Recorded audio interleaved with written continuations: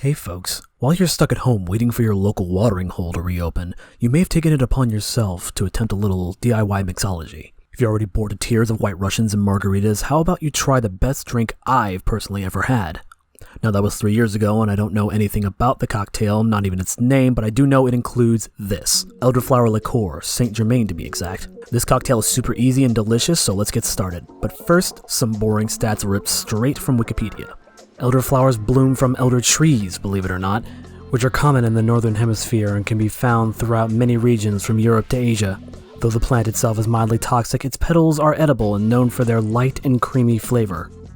Elderflower liqueur, or cordial, is a preserved elderflower serum made by boiling the flowers for several hours and then mixing with honey, lemon, and other preserving compounds. This not only allows for enjoying the winter plant during the summer months, but will also serve to enhance and accent the flower's natural flavors. St. Germain is an elderflower liqueur originally produced in 2007 and is currently owned by the company Bacardi. Our weapon of choice today will be Vodka, a vodka from Iceland of all places, which is distilled through lava, rocks, somehow. Anyway, it's smooth and neutral and will work wonders with the subtle floral notes of St. Germain. So first you're going to want to fill a highball glass with your desired quantity of ice. To the ice, we're going to add 1.5 ounces, aka 1 shot, aka 1 pony of the vodka. Next, we're going to add our elderflower liqueur, same amount, 1.5 ounces.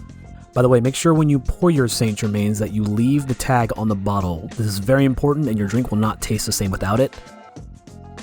The final ingredient is your choice of clear soda or soda water. Today I chose ginger ale because it's what we had, and no, this video isn't sponsored, I'm just too lazy to cover the label. And we add 1.5 ounces of this as well.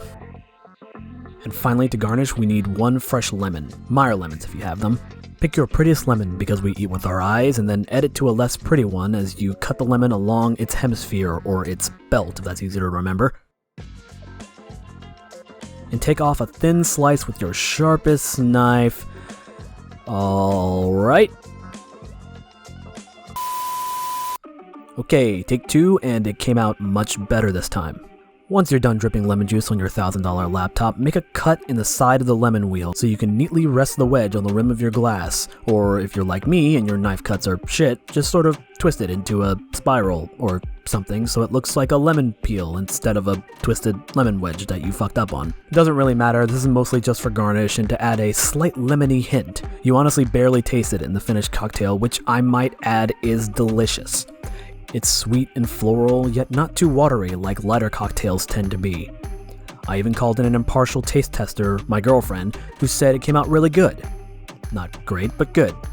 Just kidding, she just thinks it needed a little bit more ginger ale, and with that she was much happier with it. And that's really the beauty of a drink that's this simple. You can tweak, alter, or add any ingredient to make your particular taste buds happy.